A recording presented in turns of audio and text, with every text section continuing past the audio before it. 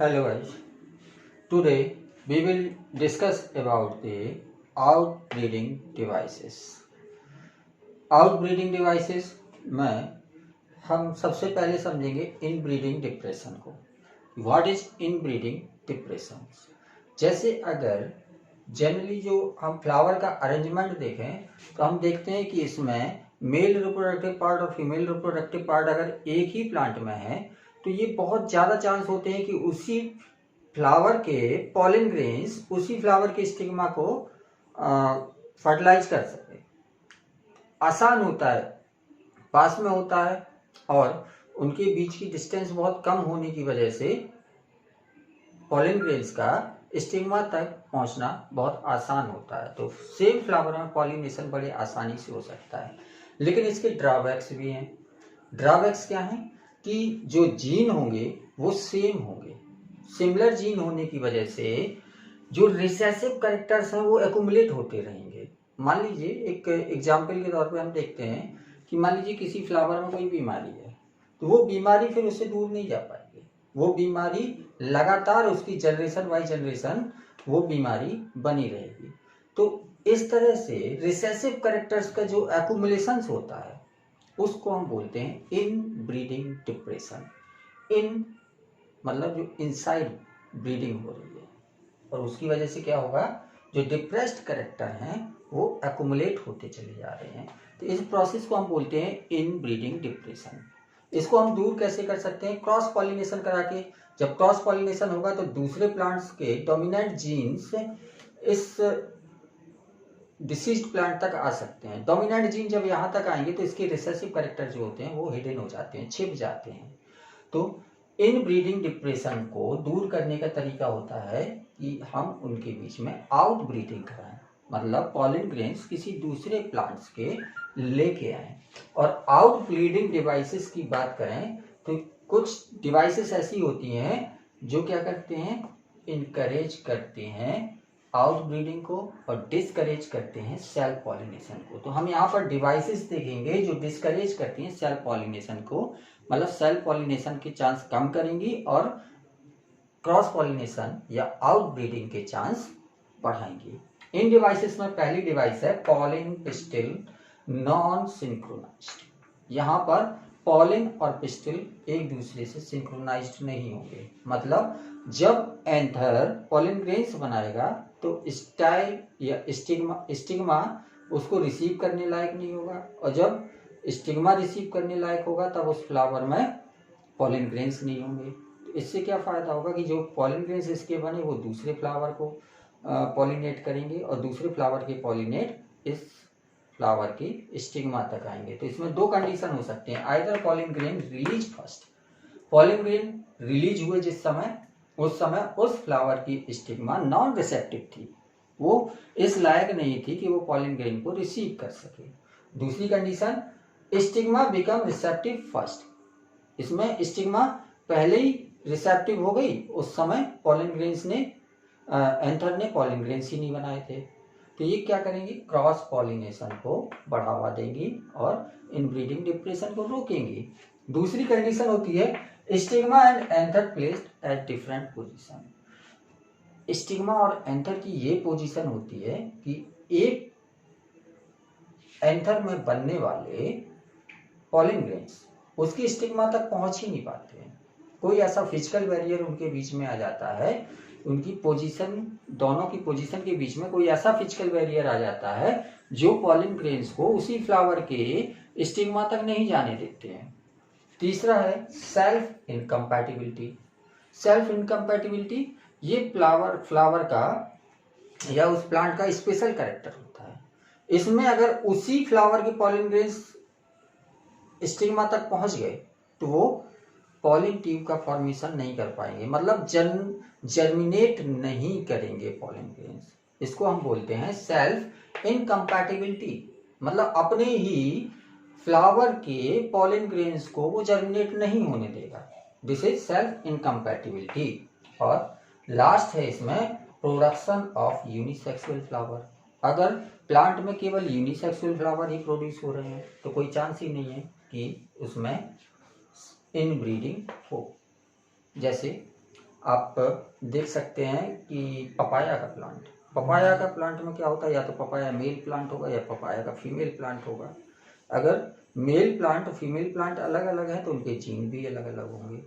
इसके अलावा second example होता है मेज में एक ही प्लांट में दोनों तरह के फ्लावर होते हैं, लेकिन मेल फ्लावर अलग होगा, फीमेल फ्लावर अलग होगा। तो इस तरह से अगर यूनिसेक्सुअल फ्लावर का प्रोडक्शन हो रहा है तो ये भी डिस्करेज करेंगे सेल्फ पॉलिनेशन को।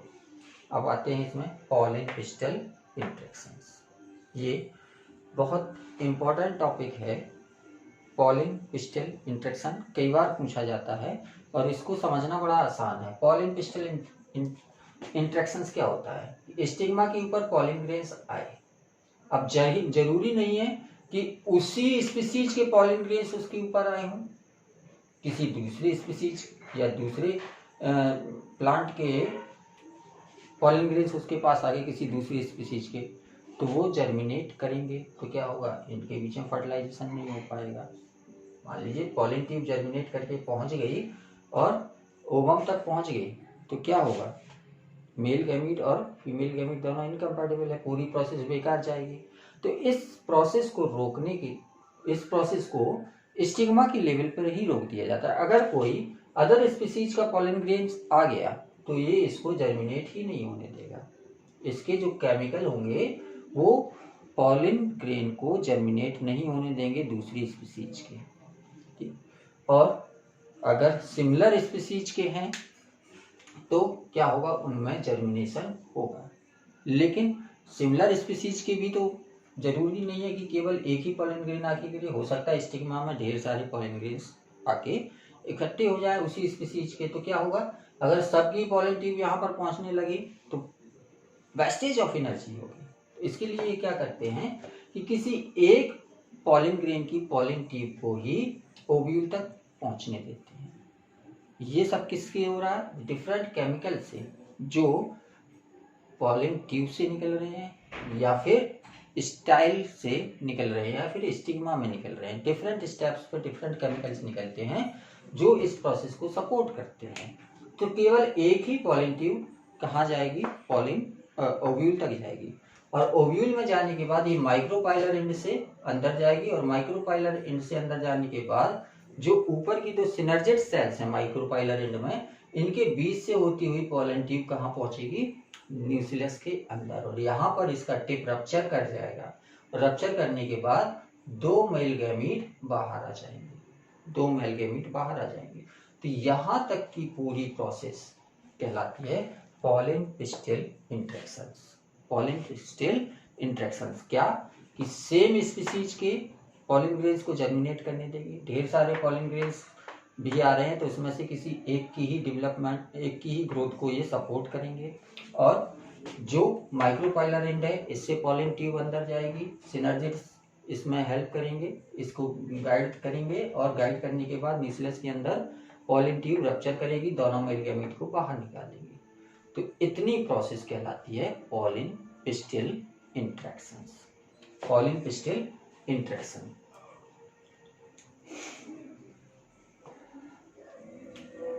यहाँ पर नेक्स्ट टॉपिक है artificial hybridisation. Artificial hybridisation normally hybridisation होता है, लेकिन हम आर्टिफिशियल तरीके से भी हाइब्रिडाइजेशन करा सकते हैं। हाइब्रिडाइजेशन कहलाती है प्रोसेस जब जो दो डिफरेंट टाइप के जीनोम्स को हम मिक्स करते हैं, और डिफरेंट टाइप से जो क्रॉस पॉलिनेशन हो रहा है उसमें डिफरेंट जीनोम ही तो मिक्स हो रहे हैं। भले ही उसकी स्पीसीज सेम है लेकिन जीनोम डिफर करता है। तो आर्टिफिशियल हाइब्रिडाइजेशन की प्रोसेस क्या है कि हम आर्टिफिशियल तरीके से, ये तो हमने यहाँ पर पढ़े थे जो सेल्फ पॉलिनेशन को डिस्करेज कर रहे थे, लेकिन ये नेचुरल तरीके से हो रहे थे। हम आर्टिफिशियल तरीके से भी क्रॉस पॉलिनेशन करा सकते हैं। आर्टिफिशियल हाइब्रिडाइजेशन बोलेंगे इसको। आर्टिफिशियल तरीके से कैसे करा सकते हैं, मान लीजिए ये एक फ्लावर है और वही फ्लावर हम बनाते हैं जो जनरली हम बनाते रहते हैं कोरल का। इसमें ये सेपल है, पेटल है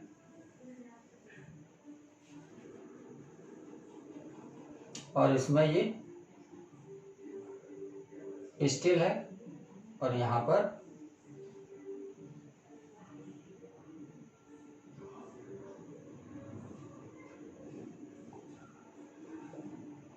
एंथर। तो आर्टिफिशियल हाइब्रिडाइजेशन कराने के लिए हमें क्या करना पड़ेगा, हम इसमें 2 स्टेप्स यूज करते हैं। पहला स्टेप्स होता है इमैस्कुलेशन का। इमैस्कुलेशन मतलब मैस्कुलाइन जो ऑर्गन है उसको हम काट के अलग कर दें। तो हम फोर्सेप लेके मैच्योर होने के पहले मतलब इसने अभी पॉलिन ग्रेन्स नहीं बनाए हैं एंथर ने, तो एंथर के पॉलिन ग्रेन्स बनाने के पहले फोर्सेप से लेके हम क्या करेंगे, इस सारे एंथर इसके काट के अलग कर देंगे। अब इसमें क्या होगा, इस फ्लावर में पॉलिन ग्रेन्स का फॉर्मेशन नहीं होगा। और इसके बाद क्या करेंगे, स्टिग्मा भी अभी मैच्योर नहीं हुई है, और स्टिग्मा मैच्योर होने के पहले ही हम एक वैक्स की शीट को इसके चारों ओर या फिर पूरे फ्लावर के चारों ओर टाई अप कर देंगे। या तो केवल स्टिग्मा के लिए को टाई अप कर सकते हैं, पूरे फ्लावर को टाई अप कर सकते हैं। This process is bagging. तो इमैस्कुलेशन क्या है, एंथर्स को पॉलिन ग्रेन्स बनने के पहले काट के अलग कर देना। और बैगिंग क्या है, वैक्स शीट से या पॉलीथीन शीट से हम क्या करेंगे, स्टिग्मा को या फिर पूरे फ्लावर को कवर अप कर देंगे ताकि बाहर से पॉलिन ग्रेन्स इसके अंदर स्टिग्मा तक ना पहुंच सके। इसके बाद हम क्या करते हैं, डिजायर्ड पॉलिन ग्रेन्स लेते हैं। डिजायर्ड पॉलिन ग्रेन्स मतलब जिस पॉलिन ग्रेन से हमें इस फ्लावर को हाइब्रिडाइज कराना है, तो उस डिजायर्ड पॉलिन ग्रेन्स को हम लेंगे। और जैसे ही जब ये स्टिग्मा रिसेप्टिव हो जाएगी, मैच्योर हो जाएगी, उस समय हम डिजायर्ड पॉलिन ग्रेन लेंगे, इसको आराम से खोलेंगे और खोलने के बाद पॉलिन ग्रेन्स को यहाँ पर छोड़ देंगे। उसके बाद फिर इसको काट देंगे। तो इस तरह से क्या कराया हमने, क्रॉस पॉलिनेशन करा दिया। लेकिन यहाँ पर हम आर्टिफिशियल तरीका यूज कर रहे हैं, इसलिए इसको हम बोलते हैं आर्टिफिशियल हाइब्रिडाइजेशन। और इसमें लास्ट टॉपिक है डबल फर्टिलाइजेशन। डबल फर्टिलाइजेशन क्या होता है, हमने आपको बताया था कि पॉलिन ग्रेन्स जब लिबरेट होते हैं तो वो 2 सेल स्टेज में लिबरेट होते हैं। पॉलिन ग्रेन्स के अंदर एक वेजिटेटिव सेल होगी जो बड़ी होगी, दूसरी जनरेटिव सेल होगी। इस 2 सेल स्टेज में पॉलिन ग्रेन्स लिबरेट होते हैं और 2 सेल स्टेज में ही ये आके स्टिग्मा के ऊपर गिरते हैं। लेकिन स्टिग्मा के ऊपर गिरने के बाद इसमें जो जनरेटिव सेल्स होती है, इसमें एक डिवीजन और हो जाता है, जिसकी वजह से 2 मेल गैमीट का फॉर्मेशन होता है और यही मेल गैमीट बाद में रिलीज होते हैं। 2 मेल गैमीट रिलीज होते हैं। तो पॉलिन ग्रेन्स स्टिग्मा तक 2 सेल स्टेज में आए। 2 सेल स्टेज में आने के बाद इन्होंने जर्मिनेशन किया और 3 सेल स्टेज में ये कन्वर्ट हो गए। और इसके बाद पॉलिन ट्यूब कहाँ तक आई, ओव्यूल तक आई। अब ओव्यूल तक आने के बाद आपको बताया था कि ये जो सिनर्जिड्स की सेल्स होती हैं, इन सिनर्जिड्स की सेल्स के बीच से पॉलिन ट्यूब अंदर आती है और अंदर आने के बाद यहाँ पर ये रप्चर कर जाएगी। रप्चर करने के बाद दोनों मेल गैमीट को रिलीज कर देती है। ये दोनों मेल गैमीट जो होते हैं, इनमें से एक मेल गैमीट एग सेल के साथ फ्यूज करता है और दूसरी मेल गैमीट सेंट्रल सेल के साथ फ्यूज करेगा, सेंट्रल सेल। अब यहाँ पर जो मेल गैमीट एग सेल से फ्यूज किया, तो एग सेल हैप्लॉइड था, मेल गैमीट हैप्लॉइड था। यहाँ पर क्या बन गया, डिप्लॉइड जाइगोट का फॉर्मेशन हो जाता है। तो जाइगोट का फॉर्मेशन किससे हुआ, एग सेल और मेल गैमीट के फ्यूजन से। लेकिन जो दूसरा मेल गैमीट है, ये दूसरा मेल गैमीट किससे फ्यूज करेगा, सेंट्रल सेल से। और सेंट्रल सेल में आपको पता है 2 पोलर न्यूक्लियाई प्रेजेंट होते हैं और तीसरा मेल गैमीट का न्यूक्लियस इसके अंदर चला गया, तो ये कैसा बना, ट्रिप्लॉइड इंडोस्पर्म बोलेंगे इसको, इंडोस्पर्म। तो 2 बार फर्टिलाइजेशन हुआ।